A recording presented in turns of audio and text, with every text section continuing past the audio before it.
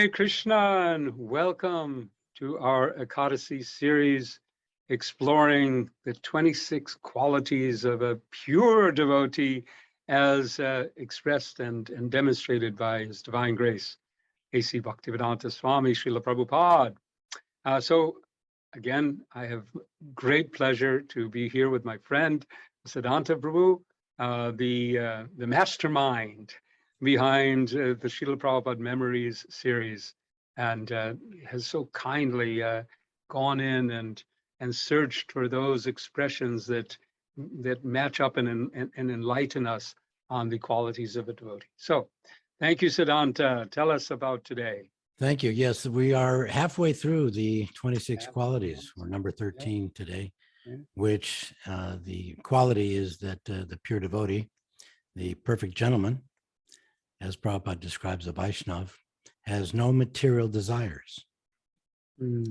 So, one could think, okay, material desires, they could be unlimited. Everybody has a bucket list of things they want to, desires they want to fulfill in this lifetime. But today we're just going to concentrate on 4 material desires, ranging from the gross to the subtle. So we're going to analyze, first of all, the big one that makes the world go round. It's called Maitunya Agara, the shackles of sex desire.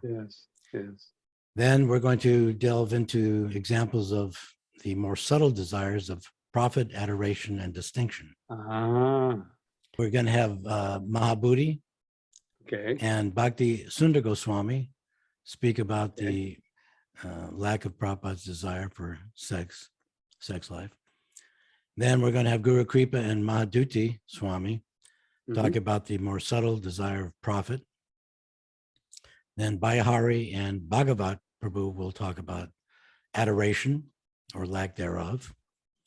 And Shari and Pritu will give examples of Prabhupada not desiring any distinction for himself. Well, okay. This is this will be very interesting and enlightening. And these are some new stories, very inspiring. Several should be new to you. Bhakti Sundar Goswami I just recently interviewed. So it will be hopefully inspiring and educational for those that can stick around for the entire session. So without further ado, let's jump right in and hear from Mahabhuti. Thank you. Another time in Mayapur, another important instruction, it was just myself and Prabhupada in his room, and he had been just finishing, he was writing some things and on his desk, and I just given him some coconut water, his dab, and I was in there straightening some things up and sat down just by the door and chatted a little bit while Prabhupada was working in there. So then Prabhupada's sister, Pisama, came, and I had her wait at the door first, and I said, Prabhupada, your sister's here, would you like to speak to us? Yes. Bring her in. So I opened the door to let Pisama in, and she came in and sat down, and they started speaking in Bengali. And so I got up to walk out the door, and I had a few things I thought I'd do before the rest of the people came for that evening, just within a few minutes there. And Prabhupada looked at me and said, where are you going? I was just going outside. I said, no, come sit. So he had me sit down, and the conversation went on with his sister for about another 20 minutes, half hour. And I was thinking, I'm going to be chastised again. I've done so messed up again. And so I was just chanting, and I didn't know what was said. It was all Bengali. And then his sister finished, and she went out of the room, and Prabhupada turned to me. There was no one else there. Prabhupada turned to me, and he said, a sannyasi is never alone in a room even with his mother or sister. And then he quoted that verse. Now, Prabhupada wasn't having to show anybody specifically like this, but yet that example was very instructive, that he hears Prabhupada and hears his sister, who's very old also, and it's his sister, but yet showing so much by the example. So, you know, for all of our sannyasis out there, it's a wonderful verse. And showed Prabhupada was non-different. I mean, it wasn't that Prabhupada would say something and doing something else. And that way he affected all of our hearts who were trying on the front of preaching, that our whole moments of appreciation, our movement was just a little time we got to spend with Prabhupada, and that he was pleased with what we're doing. But seeing his example, there was no dichotomy, there was no hypocrisy. Prabhupada was Prabhupada, and as he spoke and as he put in the books is so he lived his life. And that type of leader you can follow anywhere. Aye. So yes, so now we're seeing how the basis for Prabhupada's detachment, because he was under the rule. He accepted that those principles. Yeah. We have to take that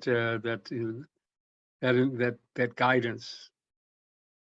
Absolutely. And therefore, we're going to hear from Bhakti Sundar Goswami, which follows up with the example that Prabhupada said for sannyasis and ultimately anyone who really wants to advance in spiritual life by not being shackled with the desire for sex life. So here's an example, a difference between the pure devotee, the Acharya, Srila Prabhupada, and those who are aspiring to be sannyasis. So let's hear from Bhakti Sundar Goswami. A few days before the Ratha Yatra, the devotee wanted to present Prabhupada a play. Sudama was the director of the play, and the play was about the age of Kali. So Sudama was doing the part of Kali himself. He was dressed in a frock with a big hat,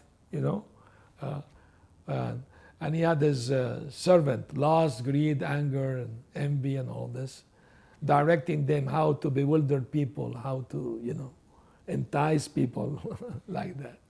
So that was the Brooklyn temple, was 13th floor high, and there was one floor just for theater, for 500-600 people fit there. And Prabhupada was surrounded by his sannyasis, and the brahmacharis we were behind. So Rasagya, she was playing the part of Lust, our god sister. She is from Germany, very nice looking lady. And she was dressed so nicely, so beautifully, that when she will come on a stage, the sannyasi will look somewhere else, Prabhupada had a rose in his hand. He was turning the rose around and smell it and look at the play, at Rasagya, and look at the sannyasi and smile at them and kept looking at the play. We were witnessing all these things, So anyway, at the end of the play, Lord Chaitanya came with a big Sankirtan movement, and he defeated the Kali and his agent, and they closed their ears, frightened, and run away, So it was a big success. Prabhupada liked very much the play. So Prabhupada's room was on the 11th floor. I remember that. So he was waiting for his elevator to go there. And maybe there or on the roof later on, Prabhupada told the sannyasis, you should try to understand the mind of the pure devotee. When he sees a beautiful woman, he admires Krishna's creation. Oh, such a beautiful thing Krishna created, but he doesn't get bewildered because he doesn't want to enjoy Krishna's energy. He only admires, but he doesn't want to lord over it. But other men, they look and they get attracted to enjoy it. And that's the difference between a pure devotee, So he gave a wonderful lesson with that, Oh, inspiration. And yet we have to follow the first example in order to reach the second example. Being very careful. Very careful, and but this is how we can appreciate Prabhupada's qualities, that Yes. he was able to observe and the beauty of Krishna's creation, even in a Yes. beautiful woman. Yes. And that reminds me of the story. We might have mentioned it before. Shruti Kirti was on an airplane and they landed, and you know how everybody gets up in the aisle, gets ready to go. And Prabhupada was standing right behind a woman who was from Italy, and Shruti Kirti was right behind Srila Prabhupada. And this individual, this lady from Italy, was very beautiful. And Prabhupada recognized that. And he said to Shruti Kirti, "Oh, she's very beautiful." And the lady overheard him. And she turned around and said, "Oh, thank you very much." And Prabhupada said, "No, it wasn't a compliment. It was just a fact." Yes, yes. So, This is Krishna consciousness. yeah. Now I'm going to present two stories back to back. They're short stories, and we can talk about them on the other side from Guru Kripa and Mahaduti Swami. The two stories we'll talk about, we could talk about it afterwards, but it will discuss how Prabhupada is renounced as far as receiving money, was not attached to it. And at the same time, the principle of Yukta Vairagya, how we apply everything in for Krishna's service. So not being attached to the money, but always using that money for the purpose of spreading Krishna consciousness. So let's hear the two stories together, Guru Kripa and Mahaduti Swami. In the beginning, he used to thank me and say how nice I was doing in the collections. But later on, I put the money, 100,000, 200, he never even said a word. Just put it aside. Not a thank you or anything. People want, you hear the women or something, if you're married or something, "Oh, you never say you love me, you never say," oh, to go there. You know, would you ever give me $200,000 a day or a month? I will say something nice, but this is service. And we took it as service. There was no expectation of it. We were waiting for the mercy. When Prabhupada did come to Honolulu, when he was lecturing, I don't remember very much of what he was saying, but what I do remember was that in one lecture, there was a brahmachari there named Ananda Das. And Prabhupada said something in his lecture about we should be grateful for modern technology. And Ananda Das let out this big guffaw, really loud laugh in a relatively small room. And Prabhupada stopped and he said, "No." He said, "Do not laugh." He said, "Of course we should be thankful for modern technology. Otherwise, how could we spread Krishna consciousness all over the world?" That made a big impression on me. Yes, the Yukta Vairagya principle. Not for myself, na mama, Right. but for Krishna. Exactly. So beyond profit, we have adoration and distinction. So let's hear from Bayahari, first of all, who will give a really nice, unique story. I interviewed him a month ago in Hawaii, and we were going to talk about how Prabhupada did not desire adoration. It's Guru Puja time in Bombay Temple. And the temple, the deities had not yet gone over into the big temple. They were still under construction. So it was a Quonset hut, and there was a chipped marble floor, and then Prabhupada had that Vyasa-san with the big round Vyasa-san. Anyway, it was my golden opportunity. It's Guru Puja. I'm in this line, and I've got my flowers, and I get to worship Prabhupada personally. Try that in LA, right? I'm just a rank and filer. So here, and that's one glory of India, was that you did get an opportunity to associate with Prabhupada more intimately. So anyway, I'm standing in line, and I'm thinking in my mind, when I get up to Prabhupada, I said, wow. When I get up to Prabhupada, he's going to manifest himself as this, like he is in LA, how I always pictured him, my commander-in-chief, my Lord and Master, the Supreme Personality of Servitor Godhead, Prabhupada. And I will offer my flowers. And so it goes like this, a couple minutes. Finally, it's my turn. And when I get to him, this is how he manifested himself.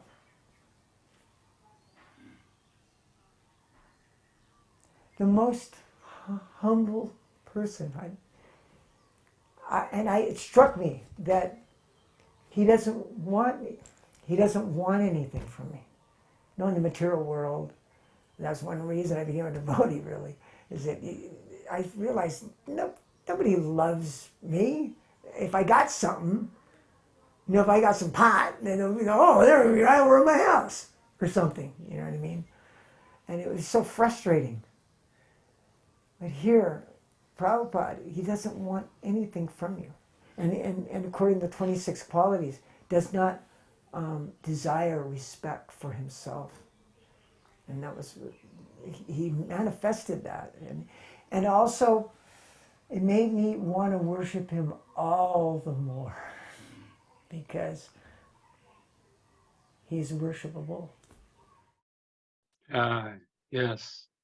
Well, he was not only showing obviously his humility and lack of desire to be worshipped or the adoration, but he could also read his heart as soon as he came up.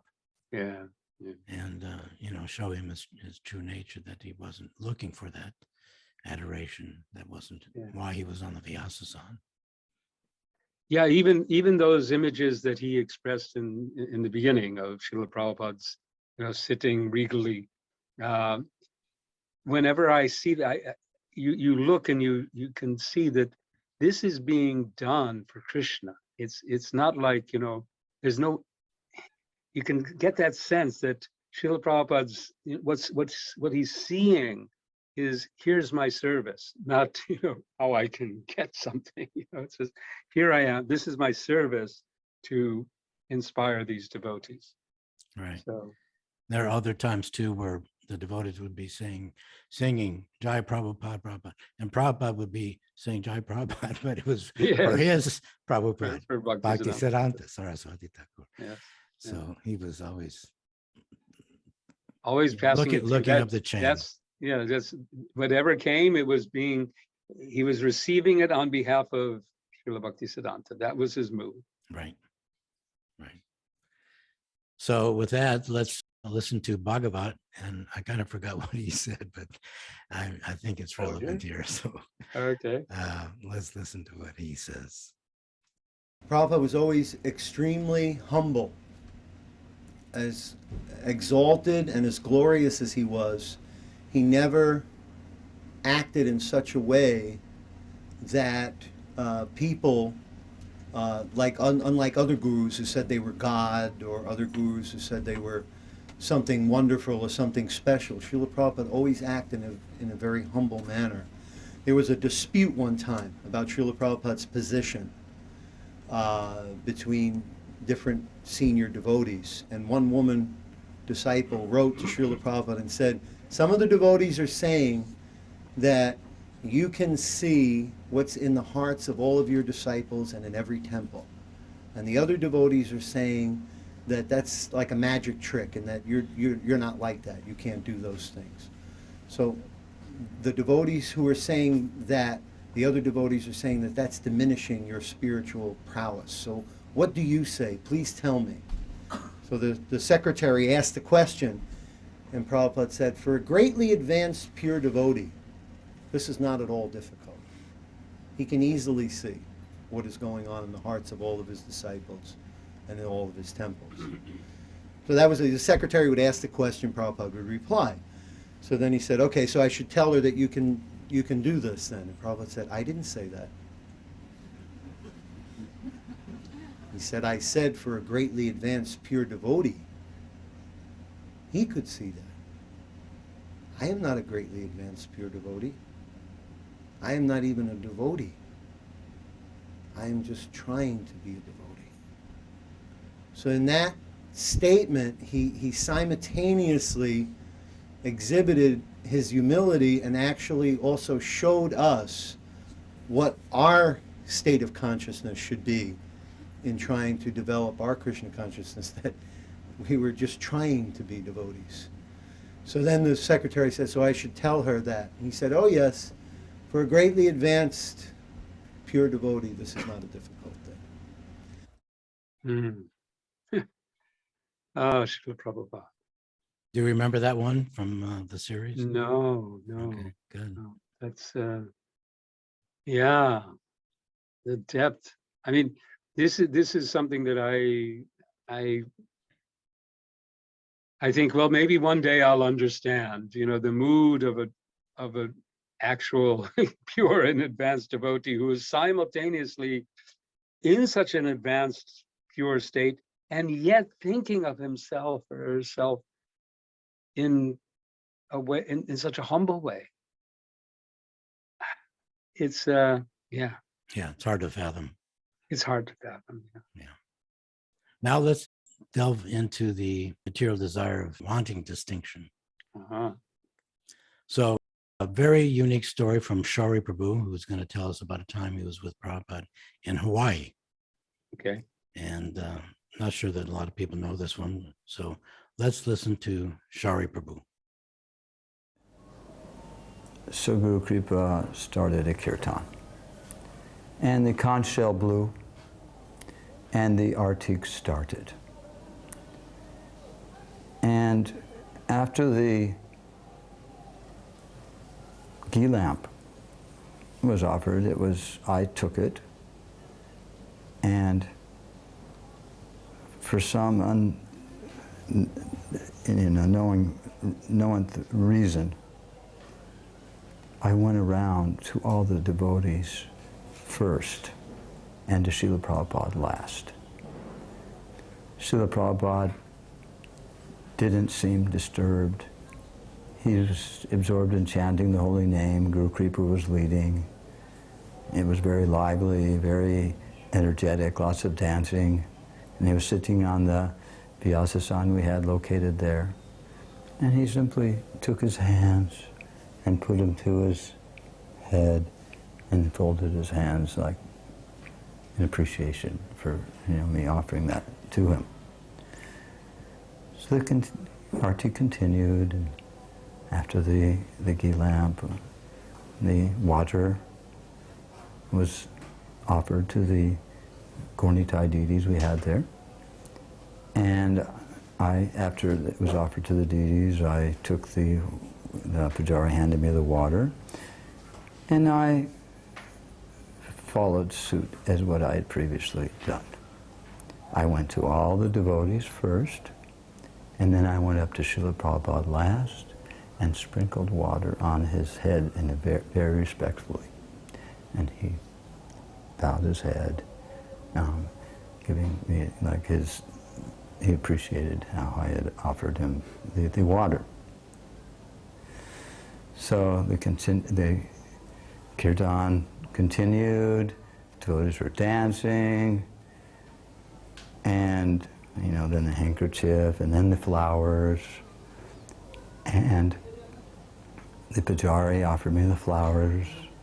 I went through all the devotees first, and then I went to Srila Prabhupada last, and Srila Prabhupada bent down and smelled the flowers and gave me a big smile. So I had been there for about 2 weeks, and I had been through this procedure previously, and I'd done it properly, and I don't know why I acted like I did in Srila Prabhupada's presence. It wasn't it was totally unintentional. And I remember thinking in my mind, like when you take a meal, you save the dessert for last. So I was thinking that out of respect for Srila Prabhupada, he's the best, I will give it to him last. And the quality of Srila Prabhupada I get from this is his utmost humility. He wasn't thinking he's, such a big devotee, and why are you giving it to all the other devotees first and me last? There was no struggle in his face, like he was disturbed or upset with me, and he did it 3 times. Usually if you do something like that 3 times, you know, someone would be a little upset with you. But he didn't say anything to anybody. Of course, afterwards people did say, other people said things to me, but Srila Prabhupada, I never heard said anything to anybody else. And so I, now, 40 years later, here I am in Mayapur, and I'm a senior Prabhupada disciple, and sometimes the ghee lamp comes around, and, you know, I remember that, and I don't, and I, if it doesn't come to me before someone doing it in person, I'll remember how Srila Prabhupada acted and struggle with my mind to counteract the pride that I have of thinking that I'm senior and I deserve the respect and the honor and the, the first touch of the ghee lamp, so to speak, like that. Mm. There are a number of these stories like that. You know how Srila Prabhupada is. You know, he sees himself as a devotee.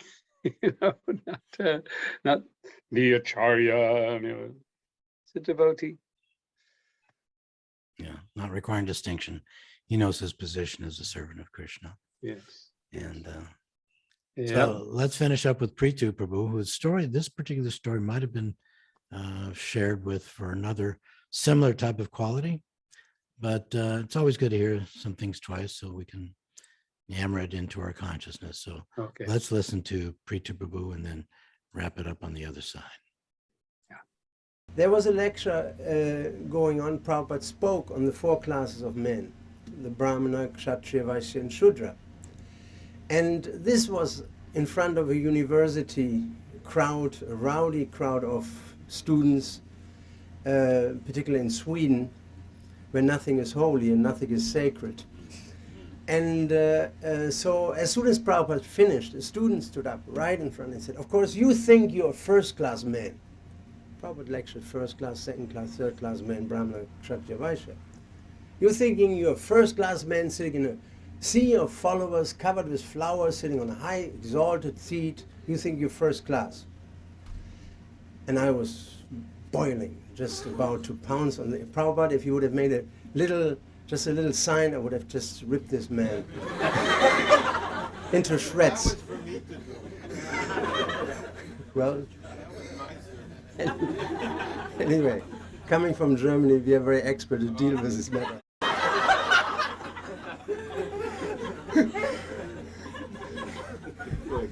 So, in any way, I was just ready. My blood was boiling. But it was dead silent in the room. Nobody spoke a word. You know, you could hear a pin falling on the ground.